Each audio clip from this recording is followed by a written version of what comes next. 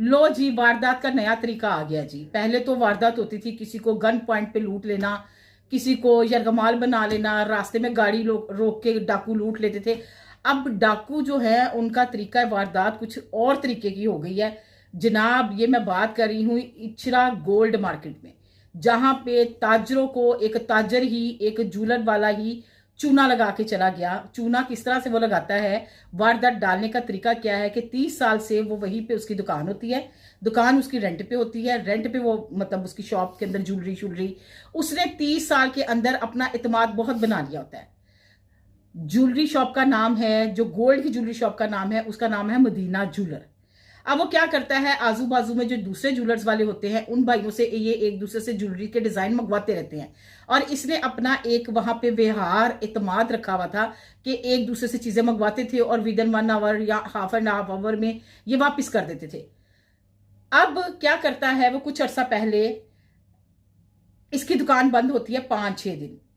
तो लोग अक्सर ये कहते हैं इसके बारे में, वहां के जो ताजर बरादरान हैं वो कहते हैं कि ये अक्सर 5-6 दिन के लिए दुकान बंद करता था, इसलिए हमें इस पे इतना शक नहीं हुआ। अब वो क्या करता है, दुकान बंद करता है। दुकान बंद करने के बाद आकर ये बताता है कि मैं अपने बेटे को मलेशिया छोड़ने गया हुआ था, वहां पे उसने स्टडी करनी है। उसके बाद वो दुकान खोलता है, हस्बे ममूल दुकान खोलता है, और दुकान खोलने के साथ साथ उसका इतमाद इतना हो गया हुआ था वहां पे 30 साल में कि वो एक बड़ी कमेटी भी उसने डाली हुई थी जिसकी मालियत थी तकरीबन कोई 60 लाख रुपया।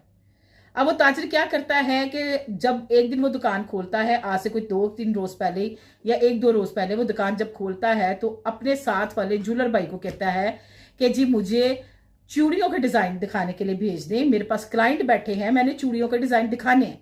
55 से 60 तोला वो ज्वेलरी के डिजाइन उसको भेजता है, जो कि चूड़ियां होती हैं, ठीक हो गया, डिफरेंट डिजाइन के। अब वो क्या करता है, वहां से उसकी ज्वेलरी मंगवाता है, इसी तरह और ज्वेलर्स की भी उसी मार्केट के अंदर, प्लाजे के अंदर और ज्वेलर से भी ज्वेलरी मंगवाता है, और यही कहता है कि कस्टमर आए में आप चीज भिजवा दो, अभी मैं वापस भिजवाता हूं। जब ज्वेलर्स ने देखा कि ये 1-2 घंटे हो गए हैं तो इसने ज्वेलरी वापस नहीं की, तो इसको फोन करते हैं। तो वो फोन पे उठाकर अटेंड करके कहता है कि मेरी भाभी का इंतकाल हो गया और मैं जहाज पे नहीं ट्रेन पे जा रहा हूं कराची, मैं 2-3 दिन लग जाएंगे, तो मैं वापस आके आप लोगों की ज्वेलरी दे देता हूं।